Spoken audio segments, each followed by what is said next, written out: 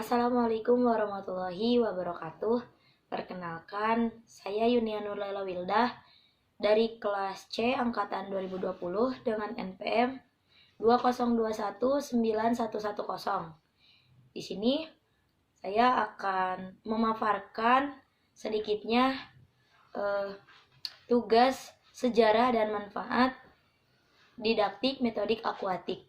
Mungkin sebelum ke sejarah dan manfaat, di sini saya akan menjelaskan terlebih dahulu mengenai apa itu renang. Renang adalah salah satu cabang olahraga yang menggunakan kecepatan tangan dan kaki di dalam permukaan air. Karenanya, renang dikategorikan sebagai olahraga akuatik. Renang ini termasuk olahraga yang diminati seluruh kalangan, mulai dari anak-anak hingga dewasa. Renang dapat melatih sistem pernapasan, memacu aliran darah ke jantung dan paru-paru, serta memperlancar pembuluh darah. Oke, kita lanjut kepada sejarah renang di dunia. Renang ini pertama kali diperkenalkan oleh Matthew Webb pada tahun 1875. Ia adalah orang yang berhasil melintasi Teluk Inggris dengan berenang selama 21 jam. Renang ini akhirnya menjadi salah satu cabang olahraga pada abad ke-19 di London, Inggris. Awalnya, renang ini merupakan olahraga yang tidak begitu digemari. Seiring berjalannya waktu, renang berubah menjadi olahraga populer, bahkan memiliki asosiasi. Olahraga akuatik ini semakin dikenal di beberapa negara di dunia.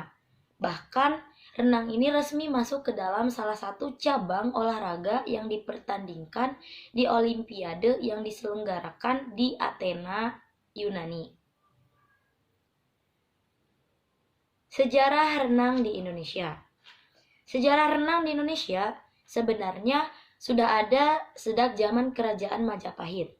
Pada masa Kerajaan Majapahit ini, kegiatan berenang biasanya dilakukan dengan tujuan berperang dalam menangkap ikan atau sebagai bajak laut. Bukti dalam sejarah renang di Indonesia yaitu ditemukannya beberapa situs peninggalan sejarah seperti relief candi yang menggambarkan tentang kemampuan berenang. Pada sebuah keraton peninggalan kerajaan ini sekitar daerah candi, sering sekali ditemukan sebuah kolam renang yang dulunya digunakan oleh keluarga kerajaan. Lalu memasuki zaman pendudukan Jepang pada tahun 1943 sampai 1945, sejarah renang di Indonesia mengalami perkembangan. Selanjutnya, di Indonesia membentuk sebuah organisasi renang dibentuk pada tanggal 24 Maret 1951 dengan nama Perserikatan Berenang Seluruh Indonesia atau disingkat dengan PBSI dan diketahui oleh Dr. Purwosoedarno. Lalu, di tahun 1951, organisasi PBSI diterima menjadi anggota International Olympic Committee atau yang sering dikenal dengan IOC dan FINA. Adapun di sini saya akan menjelaskan berbagai macam teknik dari renang itu sendiri, dan ini merupakan sejarah renang gaya bebas. Manusia sudah berenang gaya bebas sejak zaman kuno. Di belahan dunia bagian barat, gaya bebas pertama kali ditampilkan pada tahun 1844, tepatnya di London, Inggris. Perenang dari suku Indian dengan mudah mengalahkan perenang Inggris. Gaya renang yang sering atau paling sering diperlombakan biasanya adalah gaya dada, gaya bebas, gaya kupu-kupu, dan gaya punggung. Lalu yang kedua, sejarah renang gaya dada. Renang gaya dada ini populer pada tahun 1875 oleh perenang Inggris Matthew Webb. Matthew adalah orang pertama yang merenangi Teluk Channel dengan menggunakan gaya dada. Pada abad 19, yaitu abad di mana awal diajarkannya dan diperlombakan di sekolah-sekolah, termasuk sekolah militer. Sehingga sebab itulah banyak yang mengenalnya dengan nama gaya sekolah atau school slang. Bentuk variasi berenang secara utuh di bawah air digunakan oleh perenang Teofilo Ildefonso pada Olimpiade tahun 1928. Ia memodifikasi teknik mengambil napas setelah melakukan satu gerakan di bawah air. Begitu pula perenang Rusia yang bernama Leontev meniru juara Olimpiade pada tahun 1956, Masaru Furukawa dari Jepang. Gerak gaya di bawah permukaan air ternyata menambah cepatnya gerak maju. Dan hal ini kemudian dilarang oleh FINA atau Induk Organisasi Renang Dunia, yaitu pada sejak tahun 1957. Selanjutnya di sini saya akan menjelaskan manfaat dari renang itu sendiri. Yang pertama, meningkatkan imunitas tubuh. Manfaat renang yang pertama adalah peningkatan imunitas tubuh. Nah, dari renang ini mungkin imun kita akan terjaga dan mungkin akan lebih meningkat. Dan yang kedua, meningkatkan sirkulasi darah. Dengan berenang di air laut juga memiliki manfaat dalam meningkatkan sirkulasi darah tubuh kita. Yang ketiga, meningkatkan kesehatan tubuh secara keseluruhan. Yang keempat, meningkatkan kesehatan kulit. Dan yang kelima, meredakan sinusitis dan masalah pernapasan. Yang keenam, mencukupi mineral dalam tubuh. Dan yang ketujuh, meningkatkan kekuatan otot dan tulang. Yang kedelapan, olahraga terbaik untuk penderita asma. Suhu yang lembab di kolam renang dalam ruangan menjadi aktivitas olahraga yang bagus bagi penderita asma. Lalu ada yang kesembilan, yaitu meningkatkan kualitas tidur renang bisa membantu mendapatkan tidur yang lebih nyenyak pada malam hari. Dan yang terakhir, atau yang ke-10, aman untuk dilakukan sewaktu hamil. Sebetulnya masih banyak sekali manfaat ketika kita melakukan renang. Ada juga manfaat, yaitu alternatif rekreasi dan meningkatkan mood. Jadi berenang ini merupakan salah satu rekreasi yang sangat menyenangkan. Renang ini juga bukan sekedar digunakan untuk olahraga, namun beberapa orang memanfaatkannya untuk rekreasi dan menghilangkan stres.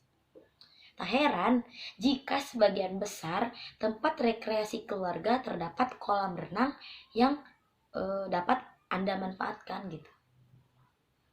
Lalu alternatif terapi ketika cedera. Banyak atlet yang cedera diminta untuk menjalankan terapi berenang untuk mempercepat penyembuhan cedera yang mereka alami. Tentu, anjuran ini harus berdasarkan dari permintaan dari terapis dan tidak boleh dilakukan tanpa pengawasan ahli. Lalu ada juga meningkatkan fleksibilitas tubuh. Dengan berenang ini akan melatih pergerakan kaki, tangan, kepala, dan seluruh anggota tubuh lainnya. Tidak ada salahnya bahwa orang yang rajin berenang akan memiliki tubuh yang lebih fleksibel untuk berbagai gerakan. Lalu ada usia juga lebih panjang.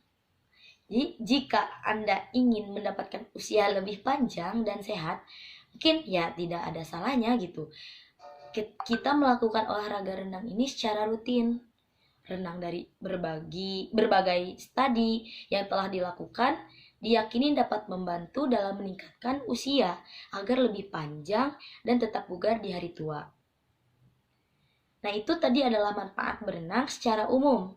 Namun ada berbagai manfaat lagi secara khusus yang dapat kita peroleh dari berenang. Manfaat khusus untuk bagi bayi. Yang pertama, membantu perkembangan motorik bayi. Kedua, membantu perkembangan syaraf. Tiga, membantu proses pertumbuhan. Empat, meningkatkan sistem imun. Lima, membantu keberanian bayi. 6. Agar tidak mudah terkejut. 7. Agar tidak rewel saat mandi. Dan yang terakhir, membantu adaptasi bayi di tempat lain. Manfaat khusus juga ada bagi wanita. Yang pertama, menjaga tubuh yang ideal. Yang kedua, menjaga bentuk tubuh setelah hamil. Dan yang ketiga, mengencangkan otot-otot. Yang keempat, mengencangkan G-spot. Yang kelima, detoksifikasi racun di dalam tubuh. Jadi bisa mendetok racun-racun yang ada di tubuh kita gitu. Dan yang terakhir, bisa menghilangkan stres. Lalu ada juga manfaat khusus untuk wanita hamil. Dan yang pertama, meningkatkan daya tahan tubuh. Yang kedua, tidur lebih nyenyak. Yang ketiga, menghindari stres. 4. Mencegah prematur. 5. Membantu proses persalinan. 6. Melonggarkan otot-otot sekitar pinggul. 7. Memperkuat paru-paru. Dan yang terakhir, memperkuat jantung. Ada juga manfaat khusus bagi orang tua. Yang pertama, menjaga tulang agar tetap sehat. Menjaga agar tidak pikun. Mencegah stroke. Menjaga fungsi jantung dan paru-paru. Hampir sama ya dengan yang lain. Lalu membuat tubuh semakin rileks. Mencegah kematian mendadak. Dan agar tidak mudah terserang penyakit. Itu mungkin meminimalisirnya gitu. Dan yang terakhir, mungkin renang ini juga manfaatnya secara khusus nih ya, bisa untuk pemulihan penyakit. Yang pertama, renang ini efektif juga diterapkan untuk stroke ringan. Yang kedua, efektif untuk cedera ringan. Yang ketiga, efektif melatih jantung lemah. 4. Efektif melatih paru-paru agar lebih kuat. Dan yang terakhir, bisa membantu memperkuat pernapasan.